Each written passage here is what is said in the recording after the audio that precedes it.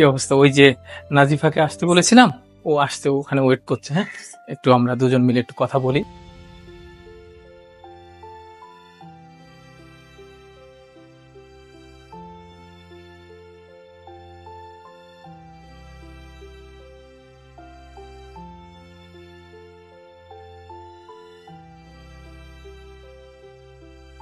বসো।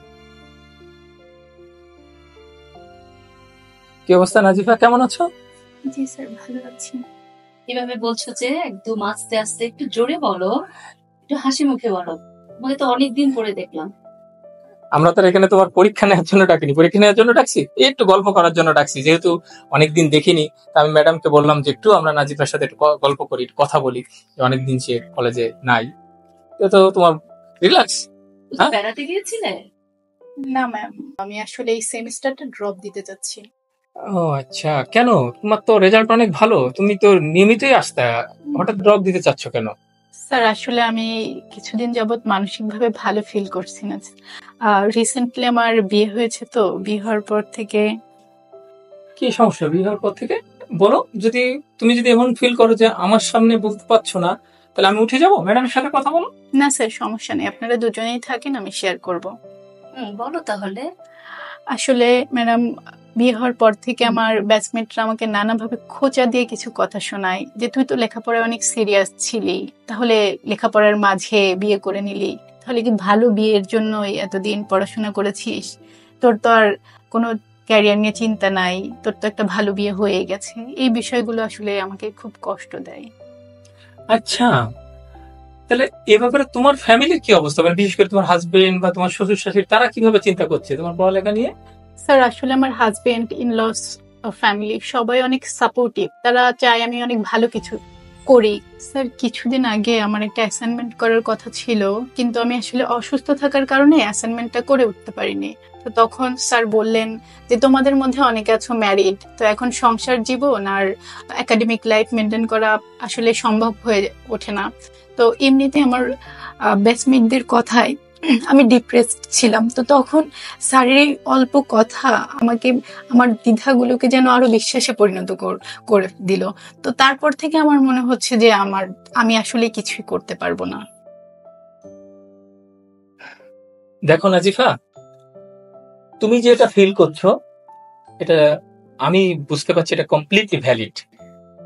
কিন্তু আমার যেটা মনে হচ্ছে, সাথে সাথে আমার অভিজ্ঞতার আলোকে যদি বলি, আমার মনে হচ্ছে স্যার হয়তো এভাবে তোমাকে বলতে চাননি। উনি যেভাবে বলেছেন বা যেভাবে তোমার কাছে মিনিংটা গিয়েছে, উনি হয়তো চেয়েছিলেন যে তুমি একটু রিল্যাক্স থাকো, বা যাদের বিয়ে হয়েছে ক্লাসের মধ্যে তারা যেন এটা স্ট্রেস ফিল না করে, যে কাজটা এরকম হতে পারে, ভবিষ্যতে হয়তো আর হবে না।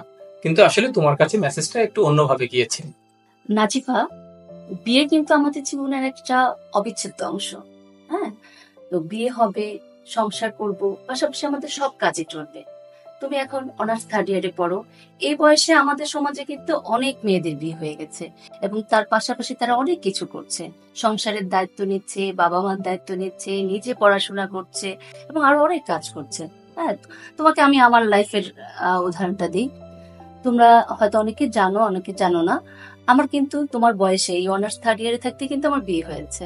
তারপর আমি অনার্স পরীক্ষা দিলাম, অনার্সে ভালো একটা রেজাল্ট করেছি স্যার জানেন, এবং আমি মাস্টার্সে কিন্তু ভালো রেজাল্ট করেছি। এরপরে যে তোমাদের এখানে জয়েন করলাম, তোমাদের এখানে আমি কাজ করছি, এবং পাশাপাশি আমি পিএইচডি বা আদার সবকিছু করেছি।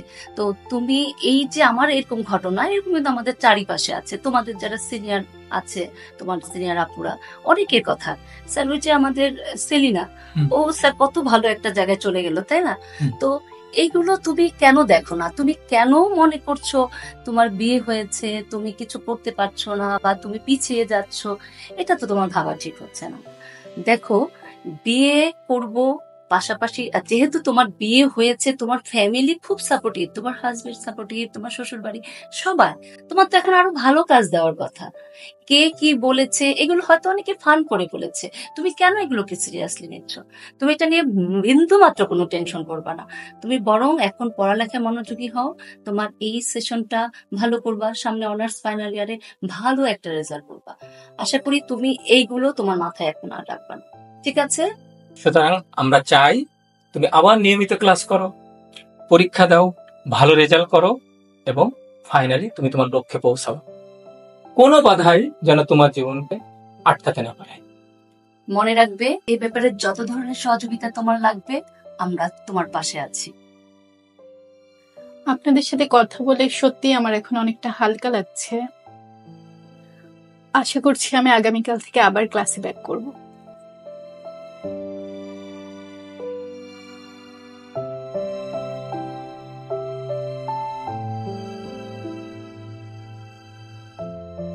চিন্তা করলেন একটা ছোট্ট বিষয় একটা মানুষের জীবনে কতটা ইম্প্যাক্ট ফেলতে পারে?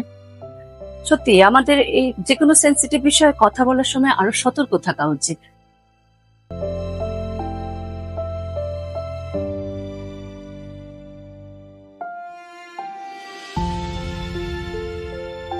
এই বয়সে আমাদের সমাজে কিন্তু অনেক মেয়েদের বিয়ে হয়ে গেছে এবং তার পাশাপাশি তারা অনেক কিছু করছে।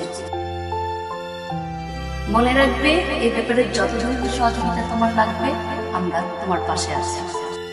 আমরা চাই তুমি আবার নিয়মিত ক্লাস করো, পরীক্ষা দাও, ভালো রেজাল্ট করো এবং ফাইনালি তুমি তোমার লক্ষ্যে পৌঁছাও। কোনো বাধাই যেন তোমার জীবনকে আটকাতে না পারে।